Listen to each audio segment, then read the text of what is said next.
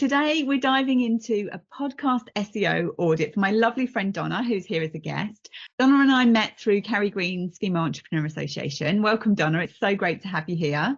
So pleased to be here. I'm so excited. I am a big learner. I might be a podcast mentor, but I don't claim to know everything. So I am here for the learning. Absolutely. It's all good. It's all good.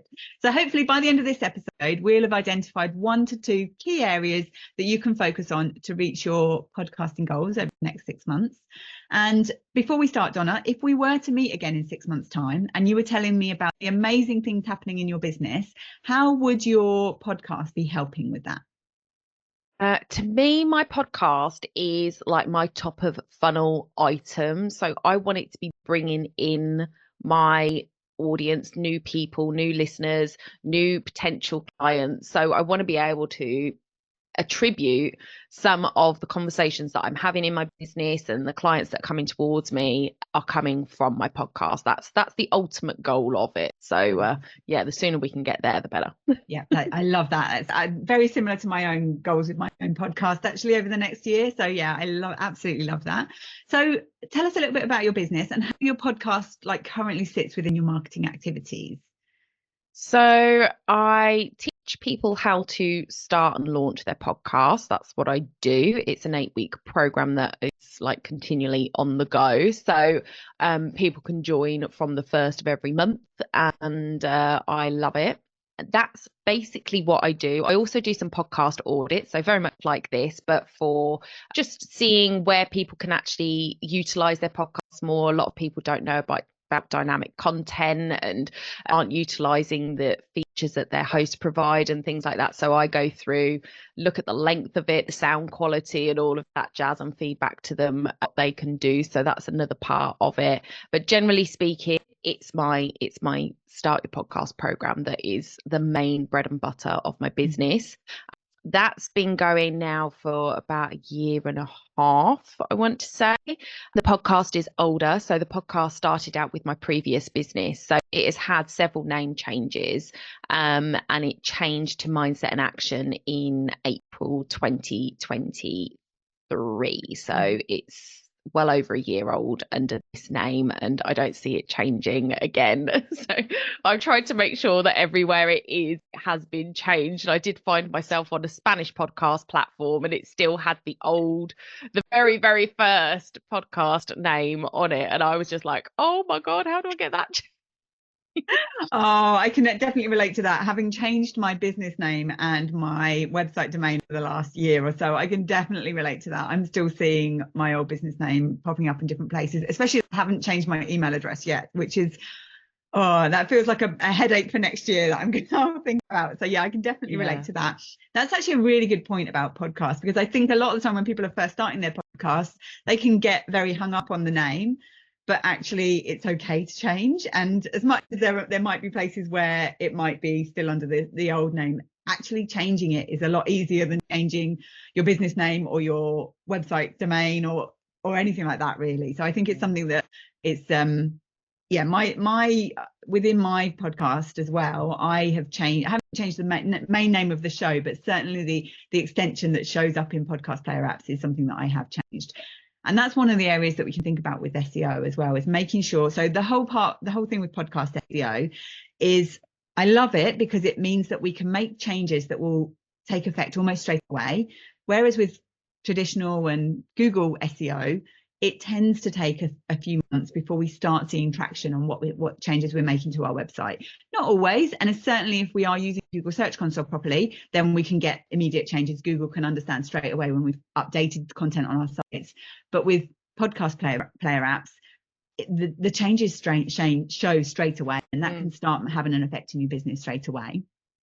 So do you have a clear idea of your ideal listeners and your ideal clients and the kind of things that they would be searching for? Yeah, so my ideal listener is generally female. I do have male listeners, I know that, so I'm always very careful when I'm talking to include them, because I love the fact that I have some male listeners. When I first started, it was aimed at wedding vendors, so it could have been male or female, but now it's business owners. And generally speaking, it's the female business owner that's attracted to me and the way that I speak. So it is predominantly female business owners. And in my program, I have only ever had one guy go through the program. So it is very female dominated. Not to say that that's what I chose, it's just what sort of come towards me. And I'm happy with that. I like working with female founders. So female business owners is the aim of the podcast and is who I work with. Okay. I haven't really dived into, you already know this about me, I'm terrible. The search part of it, the keyword research is something that I really struggle to make time for when everything else is so busy. Yeah. So I'm not so sure what they're really searching for. And that's probably something that I need to change, especially in planning next year's podcast of what I'm going to actually talk about.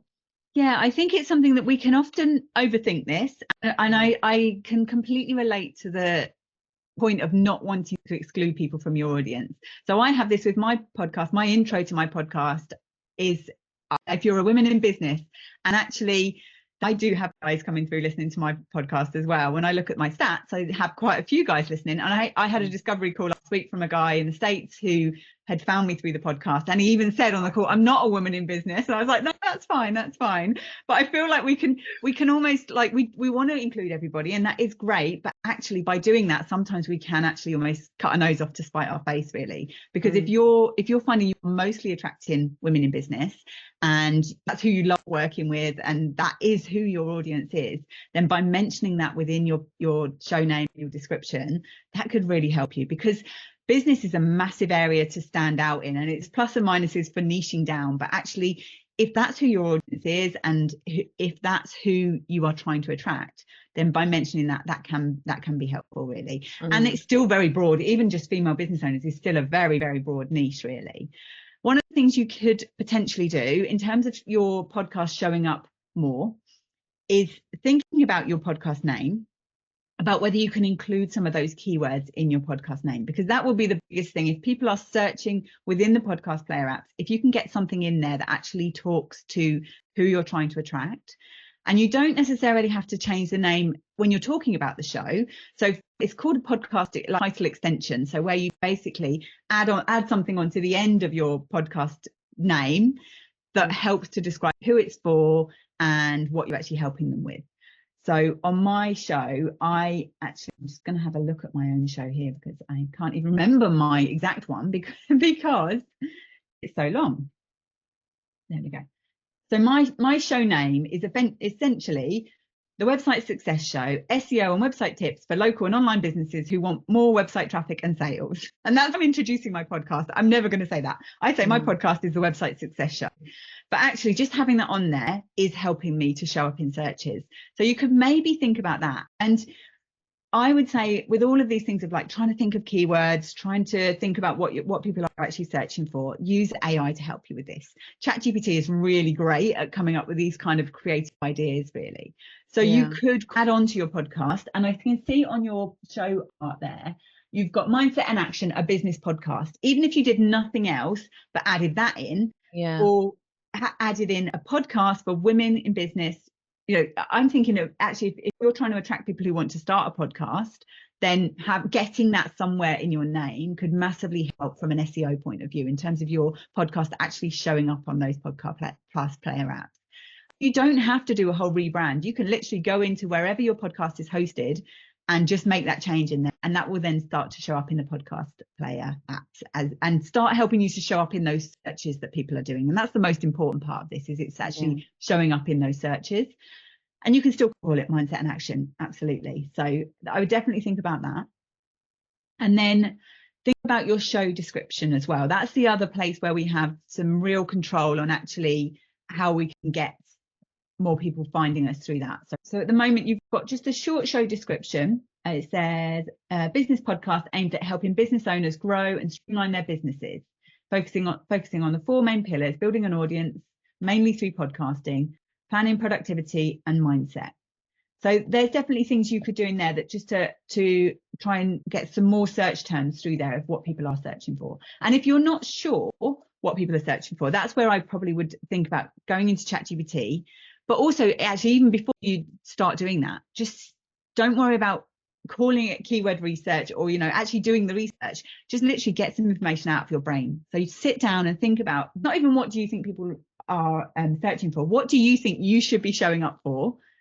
And are you mentioning that in different places? And this applies to our website as well. I think often we forget about the basic things of, does my website tell Google and bots and people that I do this particular thing? And we often, if we can even put those basic things in place, that can make a massive difference actually, and that can give you some real quick wins as well. So is the podcast about people who want to start a podcast? No. So I have another podcast called Mike Action Podcast, which is aimed at people who want to start a podcast, and I've uploaded a season to that. It's a seasonal show. I'm probably only going to do one season a year at this rate, because I don't think I'm getting another season out before the end of this year. So it looks like it's going to be a once a year season, and we'll see how that goes. But yeah, so this one is really, and I'm glad you sort of mentioned this, because this is something that really sort of interests me, because I think my show very much like Amy Porterfield's podcast for her. So her podcast is called the Online Marketing Made Easy podcast. She sells how to create a course. So her podcast has got nothing to do with course creation until she's launching, and then she talks about it. And that's how I see my podcast. It's not really anything to do with podcast creation. It's more about how to grow and streamline your business and make it work for you. And as part of that, I talk about podcasting because I think it's a powerful tool for people in their businesses. And then when I'm launching, I talk about podcasting. I bring it in through different episodes and stuff. So to me, it's like, well, Amy's podcast isn't about what she sells, and she doesn't it's not focused on it. So does my podcast really need to focus on it, or can it be that more broader thing that brings people in? But I get what you're saying about bringing in podcasting more into all of what you just said, and I've written it down to chat about that later. I think for that, actually, it's thinking about, okay, those people who you're trying to attract in, if you are ultimately trying to attract people in who have a business and want to use a podcast to market that, having that somewhere within your show name and description. I had a look for your other podcast before we came on, and I couldn't find it in the search. I didn't look for long. That's the only thing I would say. I had a quick look and I didn't find it in the search. So it's on Spotify, and I use the free hosting on Spotify because I didn't want to pay for 2 lots of podcasts on my player. And I hate it, and I never really got on with it. And I think it, my podcast did really well its first week, and then it just kind of petered out to not doing very well at all. So it might be something that I have to move over to Buzzsprout and start taking more seriously next year.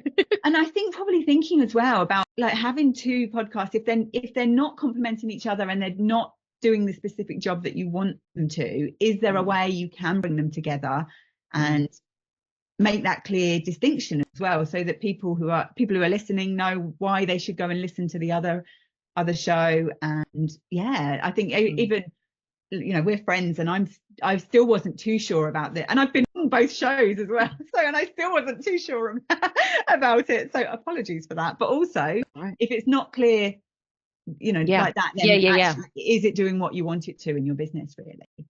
So I think, definitely thinking about this in terms of, okay, who am I trying to attract as listeners to the Mindset and Action podcast? And if it is people who want to start a podcast, then how can you make sure that is the people that you are attracting in the searches? And the way you can do that is in the name, in the descriptions, and in the episode descriptions as well. Okay. And within the episode descriptions, so actually let's finish talking about the show description first. So what you can, so this looks awful in Pocket Cast. So when I look at this in Buzzsprout, it looks all lovely, and it's all split up, and it's split into questions and everything.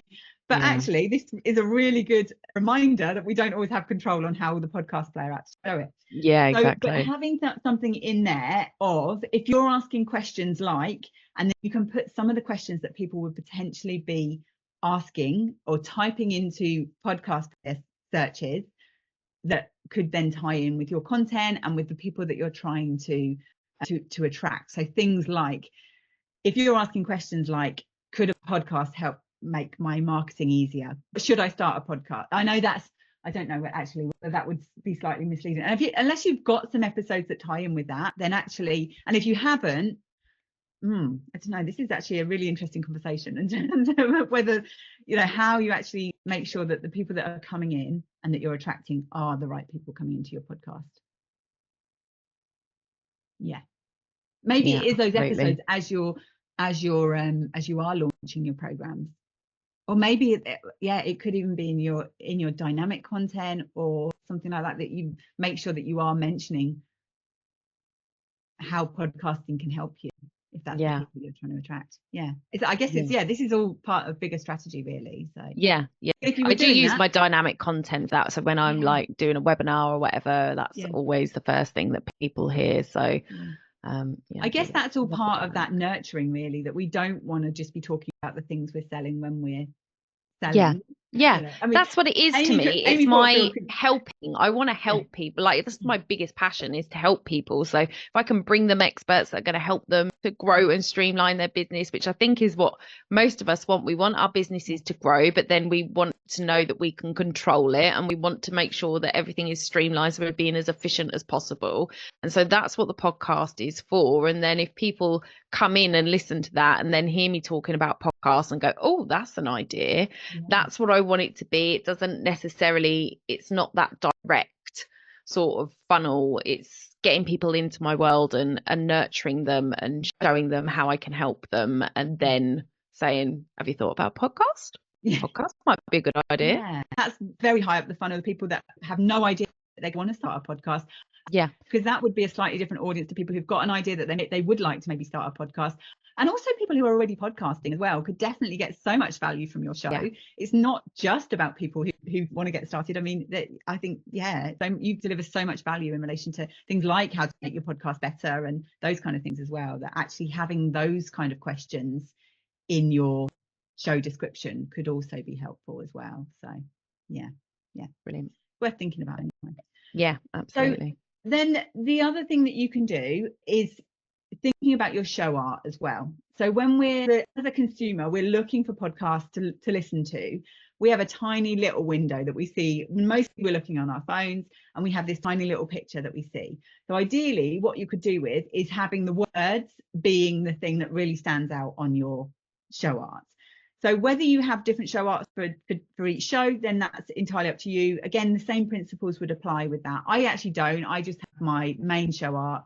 It's one of those things that's another thing on my to-do list, to update mine a bit and just to change it. Things have changed with the show. I've been going for 6 months now, and like things are changing. So I do want to just tweak that.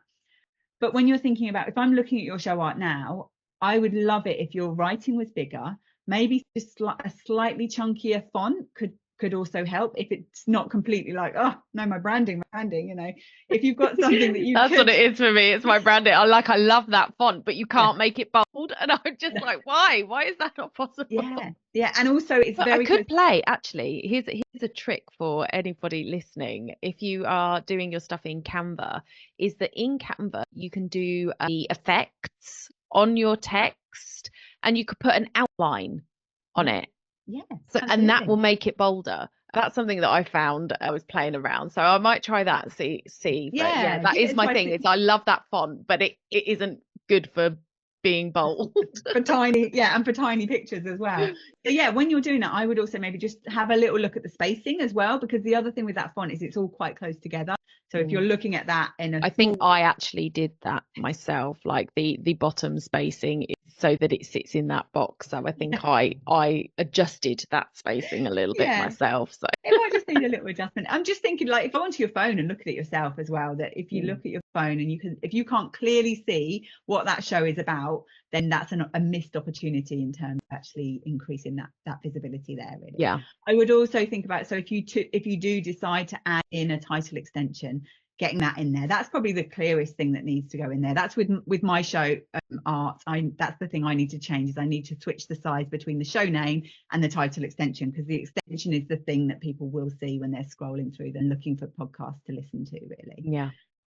so I would definitely get that on there first, get the wording on there. If you can get on there who it's for, so whether it's for aspiring podcasters or whether it's for female entrepreneurs or women in business, or something in there that just helps you to stand out a little bit more in those broad searches of business podcasts, then think about trying to get that in there.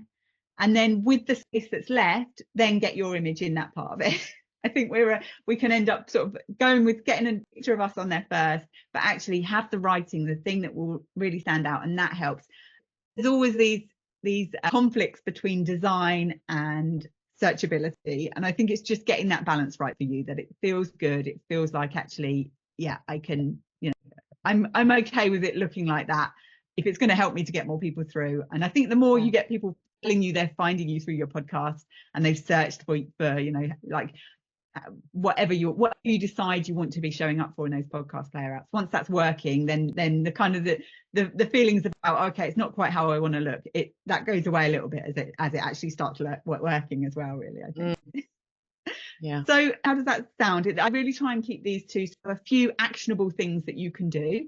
And even with that, I feel like we've uncovered 1,000,001 things that you could do, really, in terms of actually this is strategy for your own podcast, and just thinking specifically about who you want to attract with it, and just making the most of it. That's the thing, is making the most of what you're creating. Yeah, absolutely. Well, it's been over a year since I changed the picture now, so it's definitely time to update. New year, new update. And that if you're promoting your podcast on social, that you can just say, oh, I've created some new show art. It's a great way to to sort of promote the show as well, really, and promote the changes that you're looking for. So the specific things I would sort of recommend is really focusing in on that strategy, and then that the show name, the description, and the art are the places I think where you've got a lot of quick win potential there, really, for your show, definitely. Yeah. So do you have any questions or any sort of challenges or anything that you kind of has come up from that? Well, I've got a cat challenge right now. I'm not sure you can help me with that one.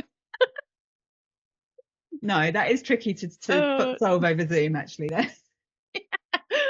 No, I think that's really good information, and I hadn't thought about lengthening the title, because I do have my strapline. It's Mindset and Action, a business podcast to help you grow and streamline your business. That's what I say. That's what I say on the show. And I never thought of adding the strapline into the title part of my podcast, because I just thought, oh, it's going to get too long and it's going to be too busy or whatever. I'm like, aesthetically, I like things to be cleaner. And again, with my show art, you saying that, I always tell people that they need to make sure that their name is big and bold. I know this stuff about show art, but I also I don't come from a journalistic background or anything like that, but I think with websites and the show art, I'm like, I like white space. I like to be able to breathe. And so there is a lot of white space on my note. Now you've pointed it out and I'm looking at it on this shared screen. I'm like, there's a lot of white space there that I could be using, and we could still have it look aesthetic without it being so small. So yeah, definitely things to work on. So it's just nice to have somebody else point them out to you, because sometimes you just can't see when you're looking at your own stuff. So absolutely, really I think appreciate it's that. so much harder to do it for yourself, definitely. Yeah. And once somebody says, it's like, oh yeah, of course, that makes so much sense. Why have I never thought of that before? But there you go, you've got a real quick one you can do then, is to go in and just add your strapline into your podcast title, and that's like a 2-second job, really. Even if you don't think about it anymore and do only that, then that will help, I believe. Brilliant. Fantastic. So before we finish, I'd love you to give yourself a shout out and let everyone know, again, specifically what you do, and most importantly, where's the best place they can connect with you and find out more about you. So I am a podcast host and mentor. You can obviously find my podcast, Mindset and Action, anywhere you listen to your podcasts. But the best place to find me is donnaeade.com, and that's EADE, donnaeade.com. And yeah, you'll be able to join my program there, see what I'm doing, find my podcast there, both of them. They're both on my website. See my resources, all my tips and tricks that I use for my podcast are all on my website. Brilliant. Fantastic. So if this episode has made you think about your podcast SEO and you'd like to explore optimizing your own podcast SEO, visit my website, and I have a free podcast SEO checklist there. Or alternatively, you can book one of my mini intensives, and we can really focus on your podcast SEO and just getting those obvious quick wins that you can, getting that sorted for you. So thank you so much for listening. Thank you so much, Donna, for being here. And I will link to everything, all your links in the show notes as well, so you'll be able to find those there. And thanks so much. I'll see you soon.